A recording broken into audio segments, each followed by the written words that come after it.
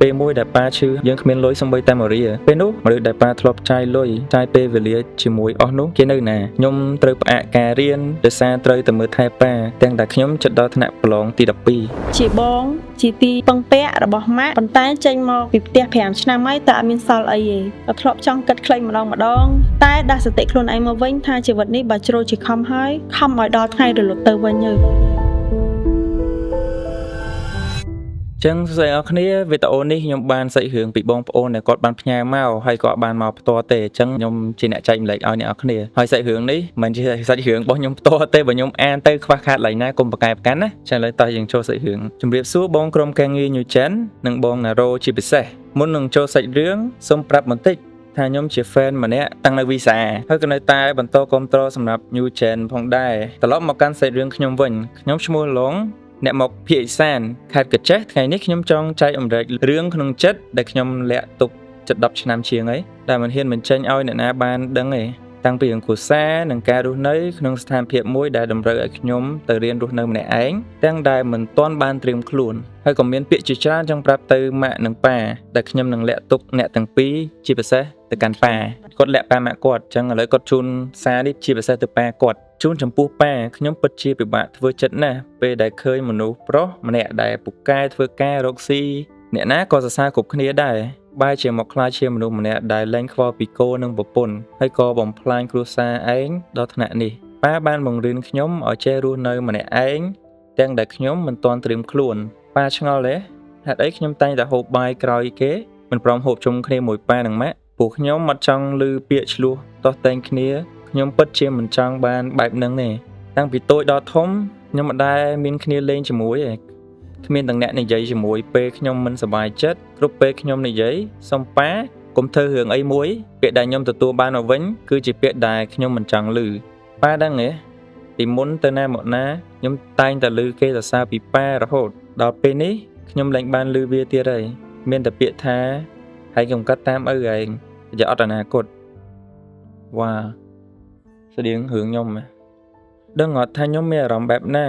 ខ្ញុំអាណិតប្អូនស្រីខ្ញុំណាស់ដែលគ្នានិយាយមិនចេញហើយការគិតគ្នាមិនលូតលាស់ដូចមនុស្សធម្មតាខ្ញុំមិនចង់ឃើញគ្នារស់នៅពិបាកបែបនេះទេប៉ាដឹងទេមនុស្សស្រីដែលប៉ាធ្លាប់ឌីលថាជាមនុស្សបំផ្លាញពេលនេះគាត់ខំរកលុយដោយមិនខ្វល់ពីសុខភាពគាត់ទេដោយសារតែកូនប្រុសពៅដែលប៉ានិយាយថាស្រឡាញ់ពេញមាត់តែចុងក្រោយប៉ាទៅរៀបការជាមួយនឹងប្រពន្ធថ្មីហើយបោះបង់ពួកខ្ញុំចោលខ្ញុំអាណិតវាណាស់មិនដឹងថាពេលវាធំឡើងទៅមានអារម្មណ៍យ៉ាងណាតែទោះជាយ៉ាងណារឿងបានកាត់ឡើងហើយខ្ញុំក៏បានទទួលយកវាបានជាច្រើនឆ្នាំដែរហើយប៉ាចាំទេពេលមួយដែលប៉ាឈឺហើយយើងគ្មានលុយសូម្បីតែមួយរៀលពេលនោះមនុស្សដែលប៉ានិយាយថាអត់គំនិតមិនចេះសន្សំនេះហើយអ្នកខិតខំរកលុយមកជួយសង្គ្រោះប៉ាកូនម្នាក់ដែលប៉ានិយាយថាអត់កំណើតព្រោះតែរឿងសុំឲ្យប៉ាឈប់ផឹកជាអ្នកដែលលះបង់ទាំងលុយទាំងកាក់និងពេលវេលាដើម្បីមើលថែប៉ាហើយប៉ាចាំទេថ្ងៃដែលប៉ាបានស្រួលមកវិញប៉ាបានស្រក់ទឹកភ្នែកហើយសន្យាថានឹងឈប់ផឹកស្រាមិនស្ដីបន្ទោសប្រពន្ធកូនទៀតព្រោះតែពេលនោះជីវិតប៉ាសឹងតែមិនអាចសង្គ្រោះបានពេលម៉ាក់កំពុងរកឈាមឲ្យប៉ា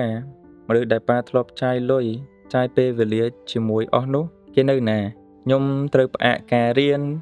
ដោយសារត្រូវទៅមើលថែប៉ាទាំងតែខ្ញុំជិតដល់ថ្នាក់ប្រឡងទី12តែចុងក្រោយប៉ាមិនត្រឹមតែមិនធ្វើតាមសន្យានោះទេប៉ាផឹកកាន់តែខ្លាំងហ៊ានដល់ថ្នាក់វាយម៉ាក់ឆ្លោះគ្នានៅមុខអាពៅទាំងដែលអាពៅនៅក្មេងមិនទាន់ដឹងអ្វីប៉ាដឹងទេការដែលកូនដល់ឆ្នាំប្រឡងមុនពេលបិទសាលាដោយសារ COVID ចំនួន COVID-19 ណាកូនបានខំរៀនខ្លាំងណាស់ដើម្បីប្រឡងឲ្យបាននិទេសល្អតែចង្រៃការបិទសាលាបានធ្វើឡើងម្ដងទៀតកូនក៏មិនមានលុយទៅរៀនគួរដូចគេដូចឯងអញ្ចឹងណាព្រោះពេលនោះប៉ាគ្មានលុយប៉ាគិតតែពីផឹកខ្ញុំត្រូវចេញទៅធ្វើការដើម្បីយកមកជួយប៉ាដឹងអត់ថាខ្ញុំពិតជាចំណានគេពេលដែលខ្ញុំកំពុងធ្វើការមិត្តខ្ញុំកំពុងរៀនតែពេលមើលមកខ្លួនឯងគ្មានសំបីតាគេងក្នុងពេលនោះ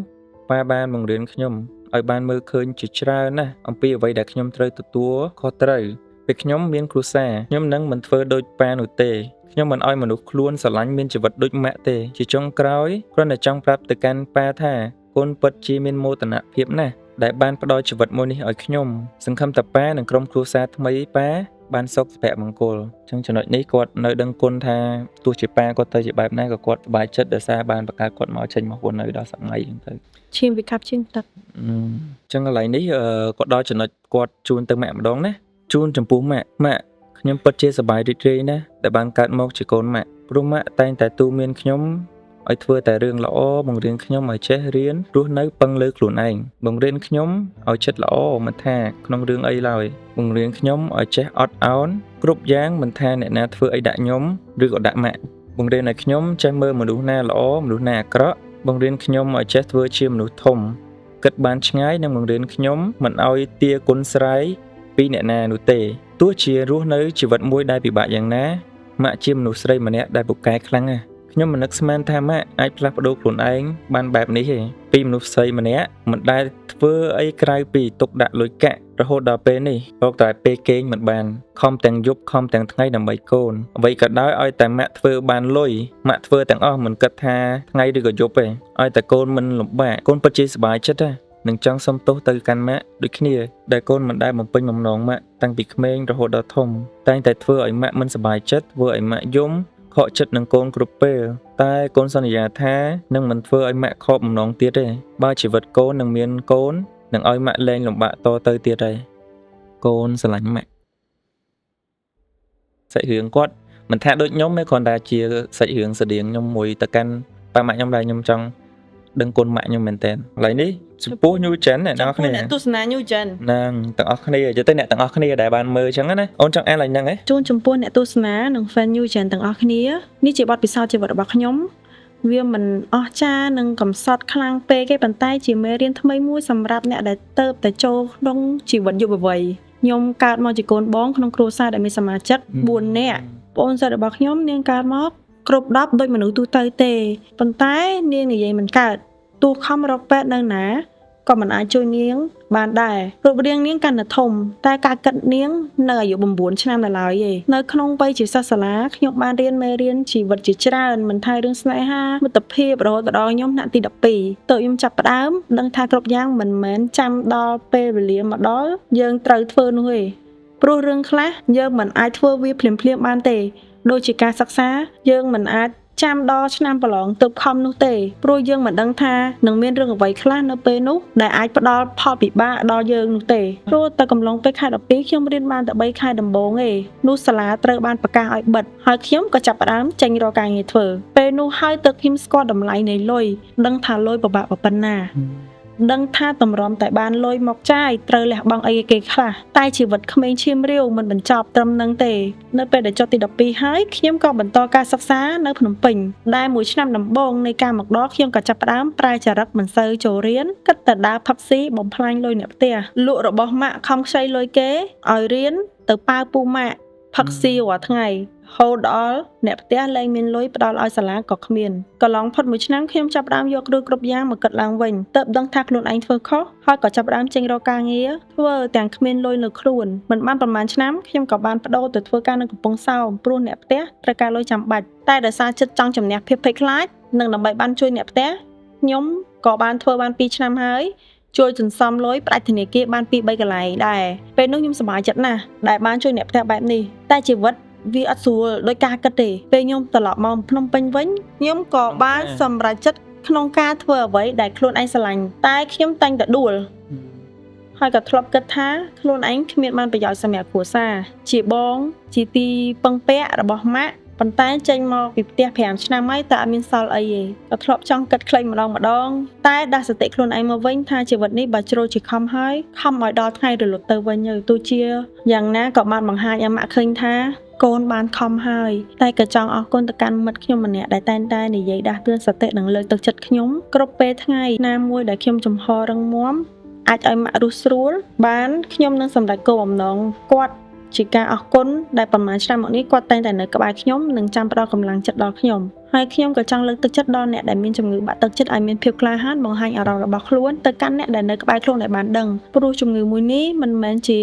រឿងលេងសើចនោះទេហើយក៏មិនមែនលេបថ្នាំហើយបាត់ដែរជីវិតអ្នកប្រៀបដូចជាហឹបមួយដែលផ្ទុកទៅដោយរឿងជីវិតជាច្រើនមិនថាបញ្ហាសេចក្តីសប្បាយរីករាយឬការខកចិត្តនោះទេពេលណា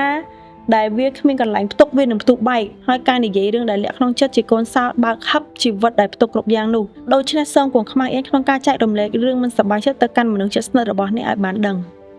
អរគុណចប់ យើងធ្លាប់និយាយគ្នាអញ្ចឹងគ្រប់បញ្ហាគឺតែងតែមានដំណោះស្រាយហើយដំណោះស្រាយហ្នឹងដំបូងគឺត្រូវនិយាយគ្នា ចំពោះម៉ាក់ចំពោះប៉ាគាត់ដូចប្តីខ្ញុំតែចំពោះអ្នកទស្សនានិង fan new gen មានអារម្មណ៍ relate ទៅខ្លួនឯង ប៉ាគេវិញហ្នឹងអាចជំនាន់មុនណា ខ្ញុំមិនមែនអ្នកស្គាល់ខ្ញុំដឹងទេខ្ញុំកូនកដាលទេប៉ុន្តែទួនាទីខ្ញុំគឺជាកូនបងប្រាប់ប្តីថាងុយទឹកអីហ្នឹងទៅគឺទៅយូរទៅពួនយំអីហ្នឹងក៏មានដែរអាហ្នឹងដោយសារតែគិត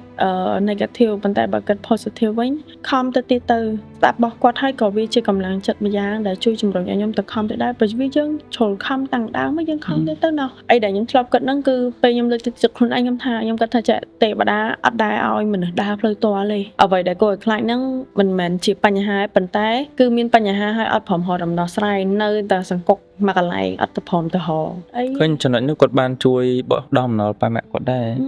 ពី3ធនាគារទៅបងឯងមានប្រយោជន៍ជាងខ្ញុំមកខ្ញុំគិតថាមានអត់ប្រយោជន៍ចា ដូចបងនិយាយអញ្ចឹងជ្រុលខំតាំងដើមហីខំទៀតទៅតោះយើងខំអស់គ្នា ចាយើងខំអស់គ្នាខ្ញុំគិតថាគេទេពតាមើលឃើញណាចឹងសម្រាប់អ្នកដែលគាត់មានថារឿងក្នុងចិត្តដែលចង់និយាយគាត់អាចនិយាយបានគាត់អាចពិភាក្សាជាមួយនឹង New Gen កម្មវិធីបន្ទប់បិទចិត្តបាន Yes អត់អាចមកដល់និយាយផ្ទាល់ក៏បានក៏អាចផ្ញើសារទៅខាងបងប្រុសនេះក៏បានដែរ តែពួកខ្ញុំចង់ ខ្ញុំអត់ដឹង ចិត្តឲ្យគាត់មកផ្ទាល់បាននិយាយផ្ទាល់គាត់ចេញពីអារម្មណ៍គាត់ ហ្នឹងហើយខ្ញុំអានចេះខ្ញុំយល់ពីគាត់ប៉ុន្តែខ្ញុំអត់យល់ 100% ទេខ្ញុំអត់ដឹងថានៅពេលដែលគាត់កំពុងតែសរសេរហ្នឹងទឹកភ្នែកគាត់អាចស្រក់នៅលើអា screen ទូរស័ព្ទហ្នឹងប្រហែល100ដងអញ្ចឹងយើងអត់ដឹងអាចលើកទឹកចិត្តមកផ្ទាល់បានប៉ុន្តែនេះប្រហែលជាគាត់នៅខេត្តអាចគាត់នៅឆ្ងាយ ហ្នឹងហើយ Yes អរគុណបាយបាយ